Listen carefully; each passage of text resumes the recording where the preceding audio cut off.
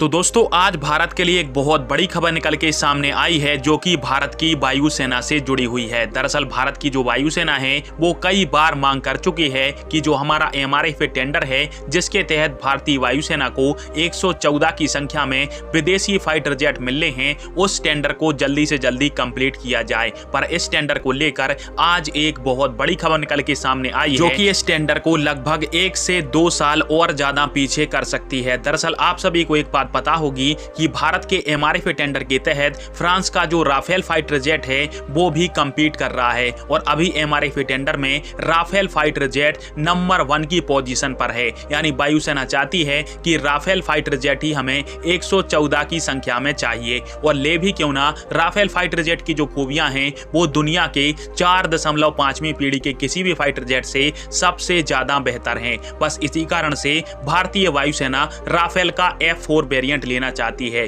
परंतु फ्रांस के जो राष्ट्रपति हैं इमैनुअल मैक्रोन वो जा रहे हैं गल्फ कंट्री के दौरे पर। उनका यह जो दौरा है वो आने वाले कुछ ही समय में शुरू होने वाला है और गल्फ कंट्री में फ्रांस के राष्ट्रपति इमैनुअल मैक्रोन स्पेशली तौर पर UAE जाएंगे और UAE का नाम सुनकर आप सभी को एक बात याद आई होगी, 80 राफेल की डील की। जी हाँ, आप सभी ने सही सुना, UAE वही देश है जो कि पहली बार 80 राफेल फाइटर जेट को खरीदना चाहता है फ्रांस से और इमैनुअल मैक्रोन इसी डील को कंप्लीट करने के लिए गल्फ कंट्री के दौरे पर जा रहे हैं। अब आप सभी कहोगे कि UAE और फ्रांस के साथ तो हमारे अच्छे संबंध हैं, तो फिर इन दोनों के मिलने से भारत के MRF टेंडर पर क्या असर पड़ेगा। दरअसल आप सभी एक बात जानते हो कि जो फाइटर जेट बनाने वाली कंपनी होती है उनके पास एक सीमा तक ही फाइटर जेट बनाने की क्षमता होती है और यदि 80 राफेल फाइटर जेट के जो ऑर्डर हैं वो UAE की तरफ से डसॉल्ट एविएशन को मिल जाते हैं तो भारत का जो राफेल फाइटर जेट का सपना है वो 2 से 3 साल